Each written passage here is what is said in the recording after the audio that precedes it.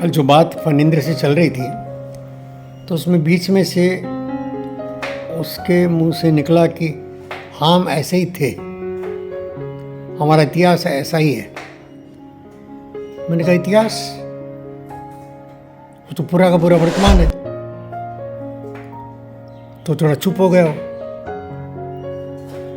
तो मैंने सरलता से कहा भैया फणींद्र, मैं जो अभी बोल रहा हूँ, बात कर रहा हूँ, ये सारा का सारा मेरे पूरे अतीत को मिलाकर अब तक जो मुझसे हुआ है, मुझसे कराया गया है या मैंने जो किया है, उसका सम्मिलित परिणाम हूं मैं।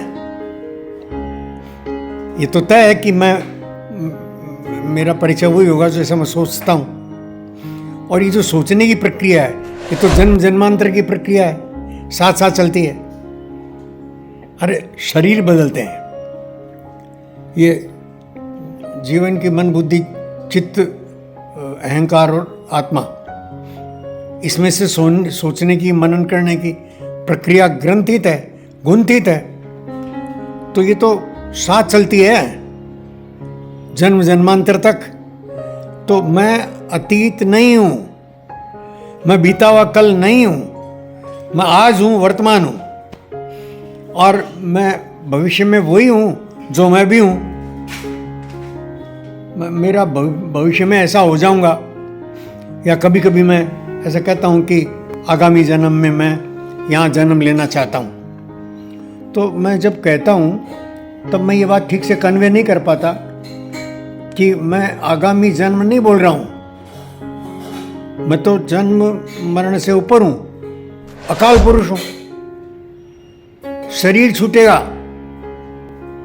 आगामी शरीर लेने की एक प्रक्रिया है, व्यवस्थित प्रक्रिया है, जो नेचर से जुड़ी हुई है, प्रकृति सम्मत है, प्रकृति के अनुकंपा से, और वो सतत चलती है।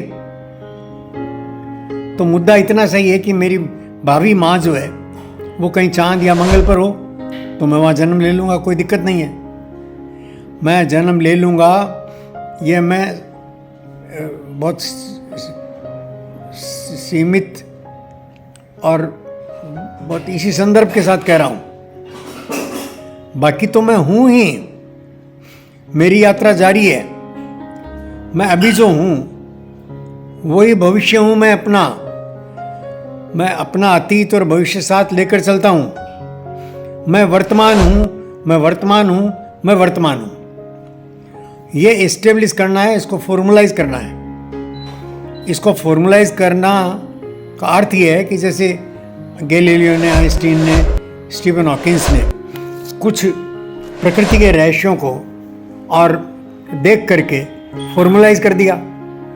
फॉर्मुलाइज कर दिया तो वो पूरे विज्ञान जगत में पढ़ाए जाने लगे, स्वीकृत हो गए। हमारे भारतीय वेद, उपनिषद, पुराण वगैरह नहीं पढ़ाए जाते, उन पर रोक लगाई जाती है, नहीं पढ़ाए जाते। हमारी गीता तक नहीं पढ़ाई जाती। तो ये पहले से जो हमने प्रकृति के रहस्यों को खोज करके इन सूत्रों में रख लिया है, वेदों में रख लिया, उपनिषदों में रख लिया, पुराणों में रख लिया, कहानियों में रख लिया, गीतों में रख लिया, कहावतों में रख लिया, मुहावरों में रख लिया, जीवन शैली के साथ पिरो लिया, उनको वैज्ञानिक संदर्भ सहित कोडिफाई करना है। और वो जो कोड है वो विज्ञान की दृष्टि से स्वीकृत होकर पढ़ाए जाने लगेंगे और पूरे विश्व में पढ़ाए जाने लगेंगे, क्योंकि पूरा विश्व भारत का लोहा मान रहा है अभी। तो ये जो काल है आगामी 100 वर्ष का, मोदी जी जो बार बार बोल रहे हैं, वो तो 2047 तक ही बोल रहे हैं, लेकिन आगामी 1000 वर्ष तक का भी वो संकेत करते हैं उसमें से। तो ये संकेत तो इसी में से निकलता है सारा। ये जो मैं चर्चा कर रहा हूँ आपसे मित्रों, ये मैं जो हूँ ये अपने संपूर्ण अतीत को मिला करूँ तो अतीत कट, अतीत तो मुझ में समा गया, मैं हूँ बस। और भविष्य जिसे अभी समझाने की और समझने का प्रयत्न कर रहे हैं, वो हम कहने के लिए ऐसा कहते हैं कि मैं ऐसा बनूंगा। अरे भैया, मैं जो अभी हूँ वही तो मुझे कंटिन्यू करना है, सतत चलता है। ये संसरते इति संसार है।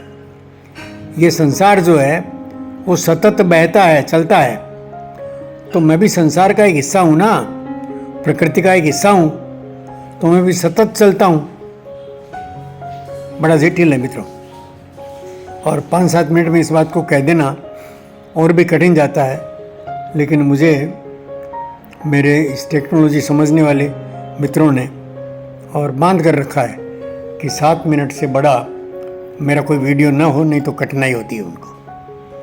तो मित्रों, मैं 6 मिनट के अंदर अंदर समेटने का फिर प्रयत्न करता हूँ और अपनी बात को फिर स्पष्ट करने के लिए दोबारा आता हूँ आपके पास। नमस्कार मित्रों।